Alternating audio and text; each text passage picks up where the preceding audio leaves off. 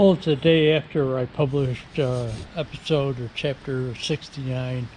Last night, I got the other U-bolt onto this left-hand side of the axle, but it's a continuation. Um, Tell you the truth, probably what's going to happen is I'm going to tighten these U-bolts down real good. But once you get this truck out, maybe driving for an hour or so, it'd probably be wise to get it back into the shop and re-torque all these U-bolts. But anyways, welcome to Chapter 70 of the Haul Truck Build. Yesterday, I also had talked about that pin that goes into the front bracket of the spring housing, and I had made this other pin. As you probably recall, I had to cut the one pin out with a cutting torch, but I made this other pin out of a piece of hardened metal that I had used a nut to form the head of it. A half-inch nut, welded it on there, and then I just put it in a drill and took it over to the grinding wheel and ground the head off so that it was kind of rounded, didn't look so much like a cobbed up job. But anyways, just thought I'd show that to you. We will continue on.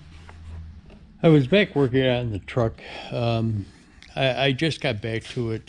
Today is Sunday. I just got back to it today. Was working on it a little bit. Shifted that. I loosened that back U-bolt up and shifted the top plate and the U-bolt back so that it was perpendicular to the axle. But anyways, it had been shifted forward before, so it didn't look the same as the other one did. But anyways, I got pulled off of it. I had to go replace a couple of lights on the trailer, and it was up to 40 degrees today and not snowing or raining, so I would take that opportunity to fix a couple of lights. I'll throw a brief clip in here and show that to you. I had to rewire. This light I had to change out. This is the old one. It was blown out. But this one I had to rewire. The wire was broken on it. It's kind of a warmer day. It's like 40, so I took that opportunity. I'm going to drag a hose out and spray this trailer off too. It got real muddy on a trip I had to make down to Ohio to a garbage dump. They put a methane they had a methane recovery system that powered generators, a bunch of generators. But they put a plant in. Apparently, it was like $100 million for this plant to convert the methane to natural gas, and they're running power generators off of natural gas that comes out of the methane. But anyways, got real dirty going through the dump to get to the switchgear yard. And we should be back. I had to take the trailer to Ohio to a dump. It wasn't really a dump. It's like a landfill type of situation, big landfill situation, and they have tapped into the methane gas that comes off of landfills and had power generators off of it. And what they did is built a plant there that, for some reason, I'm not sure why they do this, they convert the methane into natural gas and then power the generators with it. Why they do that, I'm not really sure, unless there's some bad byproduct of burning the methane gas directly. But anyways, I had to go there and pick up some electrical equipment, bushings for the top of high voltage transformers. I think I picked up 4 skids of them. and then I'm not really sure what the hell it was. To tell you the truth, it looked like a bushing, but it wasn't tall. The other bushings were about 5-6 feet long. This one was maybe 3 feet high, but it was probably 2 foot in diameter, and he had an end cap on the top of it. I'm not really sure what the heck it was, but I had to pick that up, and I wanted to, as long as the weather was good, get that those lights fixed. There were just running lights on the trailer, but I wanted to get them fixed. But anyways, I'm back working on the project. I've just got to get that other U-bolt on. Then I'm going to start putting the airbags back on. One of the things that I do have to do is I've got to get a panhard bar in here someplace. The axle is kind of stabilized front to back by these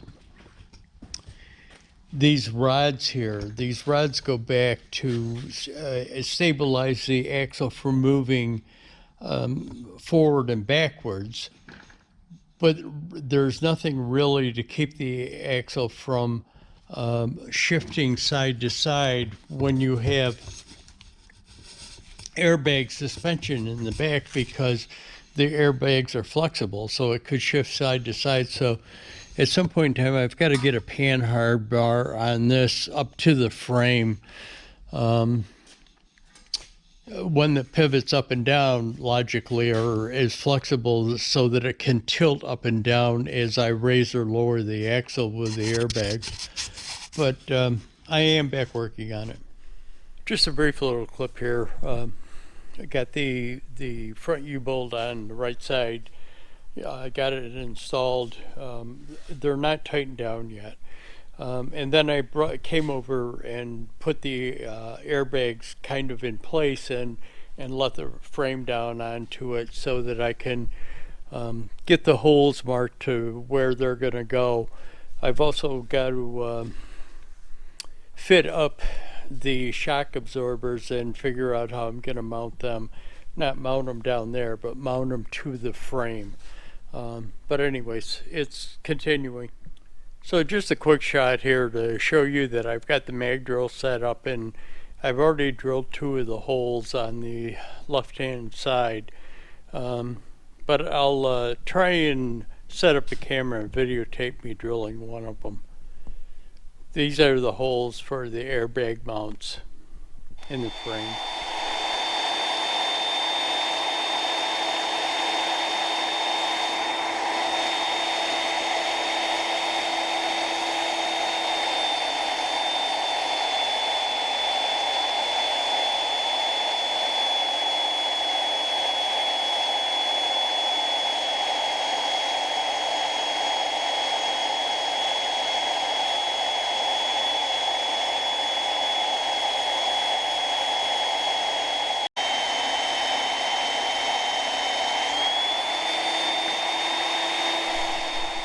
I kind of cut that last clip a little short. I kind of moved my head into the frame of the picture, and not only did I kind of take out what I was doing, I'm sure that you didn't want to see my bald head. One of the things that I just kind of wanted to show it to you, and hopefully you can see it, this frame is actually 3/8 of an inch thick. I realize it's an F750 truck that this thing was on, but I bet you if they still make F750s and you found one today, you're not going to find a frame that's 3/8 of an inch thick, especially at the trailing end of the frame, out past the axles. So just a brief shot. I've got the bolts and nuts onto the thing, just to tighten. I just used a wrench. I didn't really tighten them very far. Again, it's just, they're going to be coming back off of there again. I've got to paint them. I'm probably not going to use these standard bolts in there. I might change them to stainless steel. I don't know what I'm going to do right yet, but for granted, they'll be coming back off again no matter what. Um, so now I've got to maybe figure out the shock height. I'm probably going to put those temporary hoses back on there again, pump it up a little bit, probably pump it up to.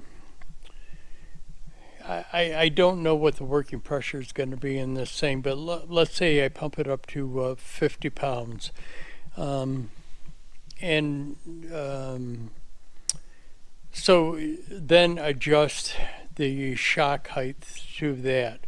So the shock height is, the travel has got to be so that it's somewhere midpoint there of, so I can raise it up and lower the thing, or when it hits bumps in the road, it's got enough travel both ways in both directions.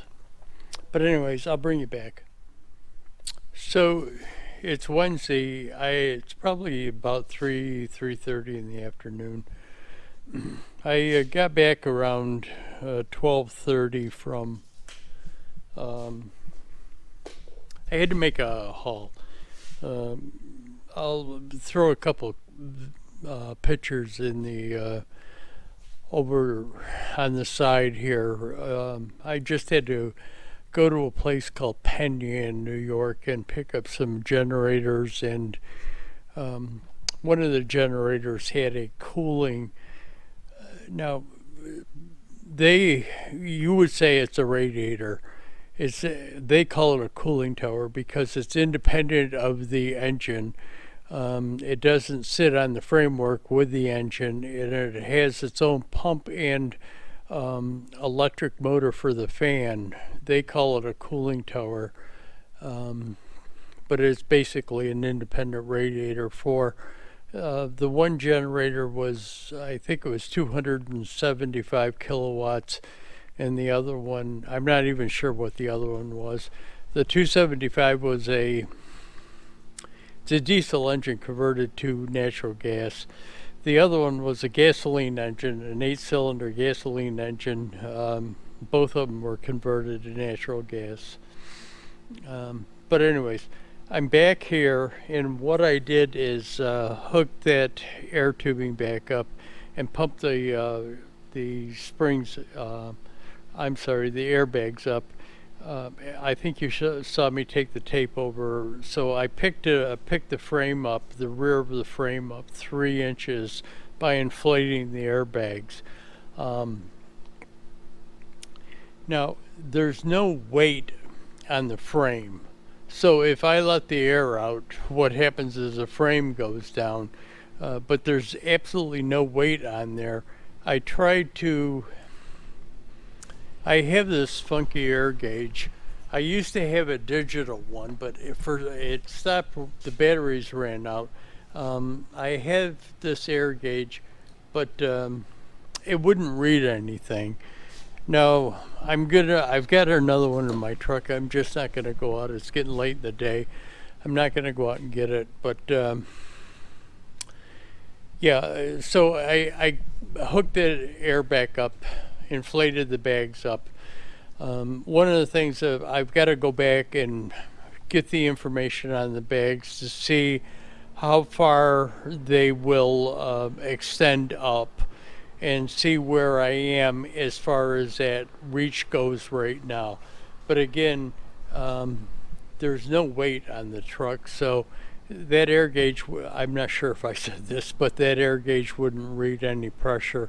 I will get another air gauge, one that's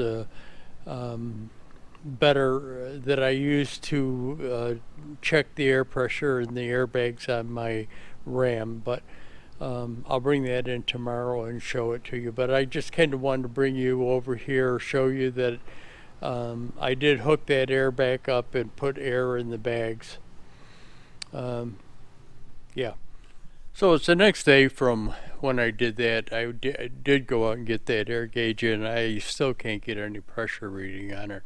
even though the bags are fairly hard, I actually bled some air out of there, so I do know that there's air in it. I mean, it bleeds out. You can lower it down, back down again by bleeding it out. But again, I have that issue with. I'm going to probably use a air ride control valve. What it does is it controls the height of the thing.